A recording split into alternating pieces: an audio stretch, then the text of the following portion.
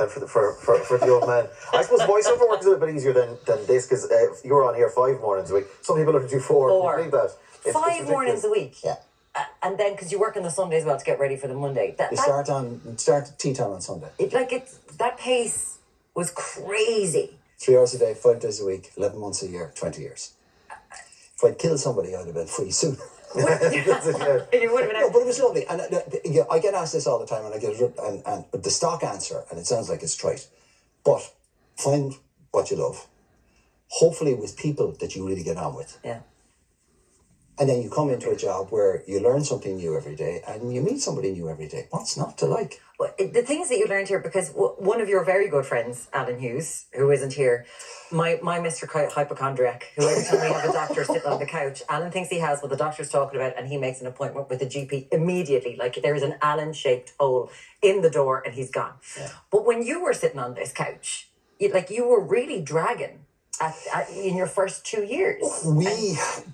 As you know, and you've done breakfast radio. Yeah, the early mornings. So you know what it's like, right? It's a complete lifestyle shift, right? You're getting up at 3, 4, 5 o'clock. I got up at 3.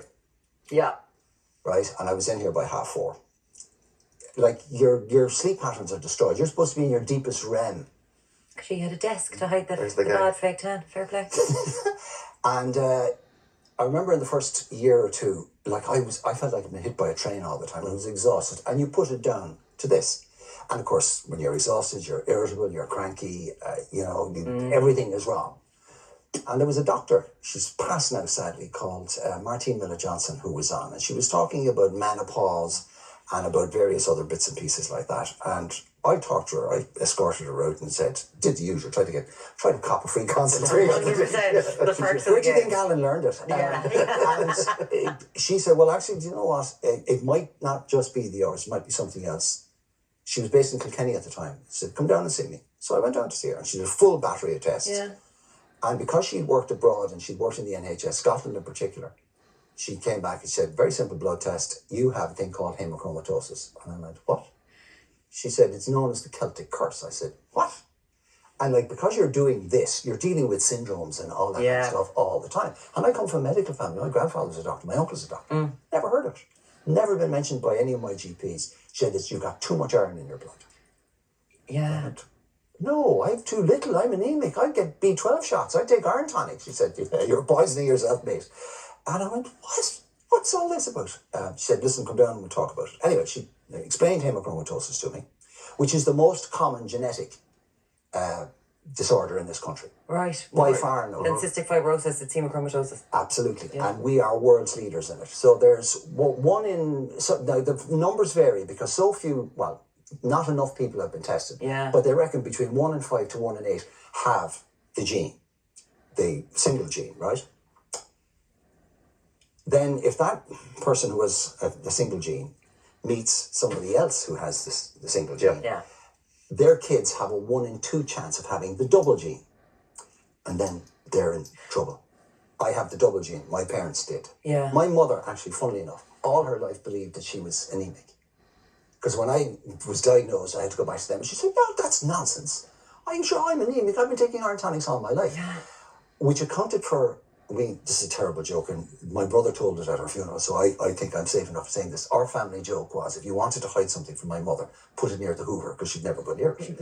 Which was a family joke about her not necessarily being, the ultimate in domestic goddesses. Good woman. But now we know why, right? She was knackered all the time. Now, 8 kids has something to do with that too. Yeah. But no, she physically was knackered. And she was taking iron supplements, which are actually making her worse. So what would you do then instead? Because I suppose it's easy enough to kind of go, I'll take the iron supplements, I'll feel better as a result. What did the doctor recommend once you were diagnosed? It's very, very simple, right? You go and you get a blood test. You ask your doctor for a ferritin test next time you visit. And they will do it, and then they will tell you how much iron is in your blood, whether it's too high, whether it's too low, whether you have the genetic marker for haemochromatosis. If you do, they go, okay, we'll take you in, and you donate blood. And you donate blood, you might have to do it, depending on how high your levels are, you might have to do it I had to do it 3 or 4 times initially, every 2 months.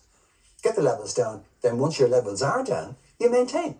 Okay. That's it. They'll call you back in. I get called into the liver centre in the Mater. Yeah. Once a year, they do a check and say, yeah, you're grand, or no, we'll take some blood, and then you're grand for another year. But there's a lot of people then walking around in this country who are like, modern Thousands. life is tiring me It's out. The exhausting, yeah. kids, Thousands. and they literally, they could have hemochromatosis, and it's easily treatable. Easily treatable. Yeah. The real problem with it is that when it becomes a problem, it manifests as something else.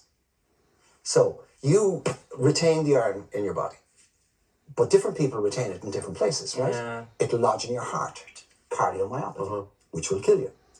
It'll lodge in your liver, cirrhosis, which will kill you. Have you ever heard of people in this country with cirrhosis, and then you find out afterwards, your first instinct is, oh, they drank like a fish. Yeah. Then you hear afterwards, no, they didn't touch the drop. Yeah. And you're going, how can that be? That's how it can be. Kidneys, pancreas, type 2 diabetes. What have we had in this country with late onset type 2 diabetes? There's been an epidemic of it, right?